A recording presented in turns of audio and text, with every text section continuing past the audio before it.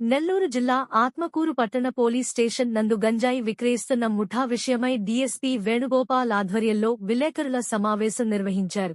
ఈ సందర్భంగా డీఎస్పీ వేణుగోపాల్ మాట్లాడుతూ, నెల్లూరు జిల్లా ఎస్పీ జి కృష్ణకాంత్ ఐపీఎస్ గారి ఆదేశాల మేరకు గంజాయి అక్రమ రవాణాపైకు పాదం మోపాలనే ఉద్దేశంతో రాబడిన సమాచారం మేరకు ఆత్మకూరు సిఐ గంగాధర్ వారి క్రైమ్ సిబ్బంది ఆత్మకూరు పంట వీధి పొలాల వద్ద గల పాడుబడిన శ్రీనివాస స్కూల్ ఆవరణంలో గంజాయి సేవిస్తున్న వారిని అదుపులోకి తీసుకుని విచారించగా ఆత్మకూరికి చెందిన ఉదయగిరి వెంకటేష్ వద్ద గంజాయి కొనుగోలు చేసినట్టుగా తెలిపారని, నెల్లూరు పాలెం దగ్గరలో ఉన్న పెండెం ఎస్టేట్ వద్ద ముద్దాయిలు గంజాయి విక్రయిస్తుండగా వారిని అదుపులో తీసుకుని విచారించగా దారకొండ నుండి గంజాయిని కొనుగోలు మోటార్ బైక్ పై తీసుకుని వచ్చి ఇక్కడ విక్రయిస్తున్నట్టు అంగీకరించారని తెలిపారు. వారి వద్ద నుండి 3.5 కేజీ గంజాయిని 2 మోటార్ సైకిల్ స్వాధీనం చేసుకోవడం జరిగిందని తెలిపారు.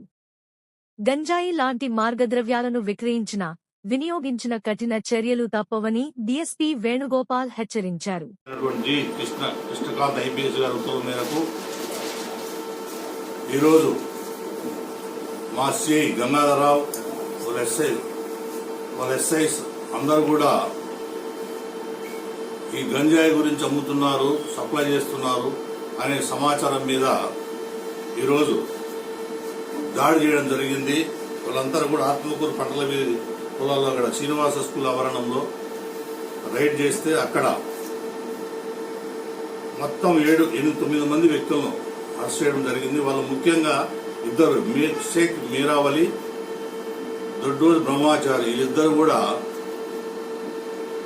సెల్లర్స్ అంటే గంజాయి అమ్మేవాళ్ళు ఇద్దరు. వీళ్ళిద్దరు కూడా వెస్ట్ గోదావరి దారకొండ నుంచి మోటార్ సైకిల్ తీసుకుని వచ్చి మన ప్రాంతానికి ఇక్కడ ఉన్నటువంటి సప్లైస్ ఉదయగిరి వెంకటేశ్వర్లు, ముస్తాఫా, వల్లి బాలాజీ అనే 3 వ్యక్తులకు అమ్మి ఎక్కువ రేటుకు అమ్మి, తద్వారా వాళ్ళ ముగ్గురు ఈ తాగేటువంటి ఉప్పు విజయ్, పెండం వెంకట్, భవానీ గోవిందు, మానవి హేమంత్ వీళ్ళందరికీ అమ్మి తద్వారా డబ్బులు సంపాదించడం జరిగింది.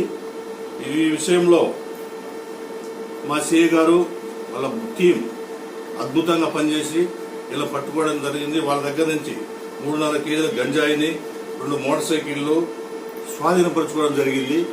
ఈ విషయంలో నేను అందరికి తెలియజేయడం ఏమంటే, ఈ గంజాయి అమ్మినా గానీ కొన్నా గానీ దాన్ని ఉపయోగించినా గానీ కఠిన చర్యలు ఉంటాయి.